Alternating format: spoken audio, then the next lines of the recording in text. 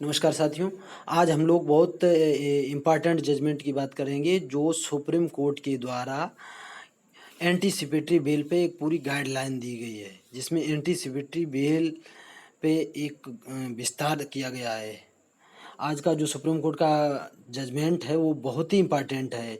ये anticipatory bail पर है, जिसमें एंटीसिपेटरी बेल पर सुप्रीम कोर्ट ने एक गाइडलाइन दी है, गाइडलाइन पास की है। इस केस में सुप्रीम कोर्ट ने कहा है कि यदि किसी व्यक्ति के ऊपर एक से ज़्यादा आरोप हैं, यदि किसी व्यक्ति के ऊपर एक से ज़्यादा आरोप हैं और वो एक केस में एक आरोप में अरेस्ट कर लिया गया है, अन्य उसके ऊपर जो और आरोप हैं, जैसे मान लो किसी जेठ नामक व्यक्ति के ऊपर 3 आरोप हैं। एक केस में उसके ऊपर आरोप है कि उसने आपराधिक षड्यंत्र रचा, दूसरे केस में उसके ऊपर आरोप है कि उसने चोरी की है, तीसरे केस में उसके ऊपर आरोप है कि उसने SC/ST का उसके ऊपर एलिगेशन लगा है। तो उसे जो चोरी का एलिगेशन था उसमें वो अरेस्ट कर लिया गया है, और उसके साथ ही साथ 2 उसके ऊपर और आरोप अन्य अन्य मामलों में, अलग अलग मामलों में लगे हैं।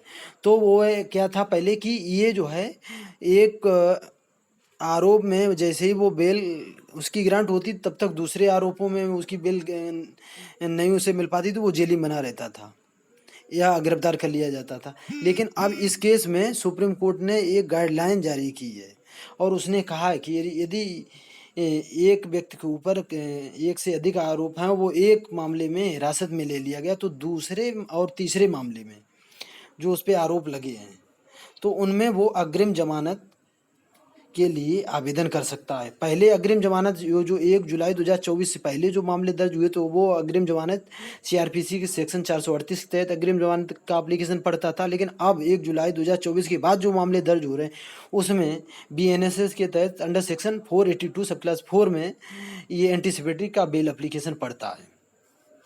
तो इसमें सुप्रीम कोर्ट ने कहा है कि अगर एक व्यक्ति को जैसे फॉर एग्जांपल जेठ नामक व्यक्ति के ऊपर 3 घटनाओं के अलग अलग आरोप लगे हैं, एक केस में आपराधिक षड्यंत्र, एक केस में SC/ST और एक केस में लूट, तो वो लूट वाले में अगर आरोप वो गिरफ्तार कर लिया गया तो उसको लगता है कि पहले और दूसरे केस में भी उसको गिरफ्तार कर लिया जाएगा, तो वह अन्य दोनों केसों में एंटीसिपेटरी बेल ले सकता है।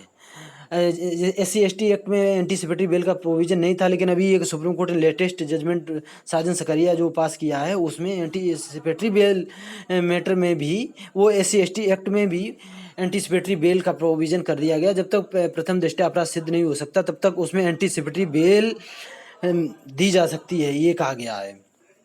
इसमें ये भी कहा गया है कि यदि कोई कई आरोप अगर का सामना कोई व्यक्त कर रहा है तो व्यक्ति के अधिकारों के बारे में लंबे समय से जो चली आ रही अनिश्चितता थी कि वो एक में जमानत हो रही तब तक 2 में नहीं पेंडिंग है, उसमें गिरफ्तारी हो जाती है एक बात, तो वो उसी में फंसा रहता था।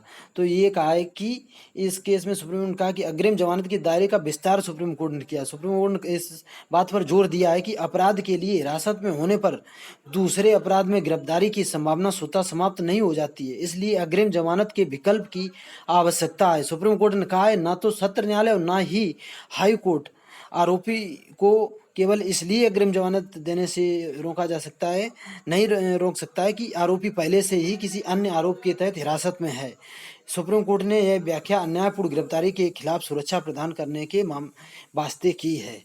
जैसे जेल में बंद आरोपी अगर कोई है और वो एक मामले में गिरफ्तार कर लिया गया तो अन्य मामलों में जो है वो एंटीसिपेटरी बेल अप्लाई कर सकता है और वो एंटीसिपेटरी बेल उसकी हाई कोर्ट या जिला सत्र न्यायालय देने से मना नहीं कर सकते हैं। ये बहुत ही इम्पॉर्टेंट मामला है और जो लंबे समय से इसकी मांग भी की जा रही थी कि जो एक अन्यायपूर्ण गिरफ्तारियां होती थी और फिर उनके ऊपर और फर्जी केस लगा दिए जाते थे और वो जेल ही में रहते थे, उनकी जमानती नहीं हो पाती थी। तो वो अन्यायपूर्ण गिरफ्तारी से ये सुरक्षा प्रदान करने के लिए ये सुप्रीम कोर्ट ने इस केस में व्याख्या की है। अब इस केस का मैं नाम बता देते हैं। इस केस का जो नाम है वो आपको यहीं पे दिखा देते हैं। धनराज अश्विनी वर्सेस अमर एस मूलचंद दानी एंड अनादर्स। इस केस का क्रिमिनल अपील नंबर है 2501। आप 2024 यानी 2501 of 2024, criminal appeal number 2501 of 2024। ये honourable supreme court of India का रिसेंट लेटेस्ट जजमेंट है। ये 9 सितंबर 2024 को ये पारित किया गया है। और ये इसका जो जजमेंट किया जो लिखवाया है वो ऑनरेबल जस्टिस JB पारदीवाला ने लिखवाया है। इसको आपको दिखाते हैं, ये इसका जो जजमेंट लिखवाया है वो ऑनरेबल जस्टिस JB पारदीवाला ने लिखवाया, लेकिन इस को में ये बेंच का ऑर्डर था। इसमें honourable chief justice of India DY Chandrachud भी इस कोरम में शामिल थे, और ऑनरेबल जस्टिस JB पारदीवाला भी थे, और ऑनरेबल जस्टिस मनोज मिश्रा थे।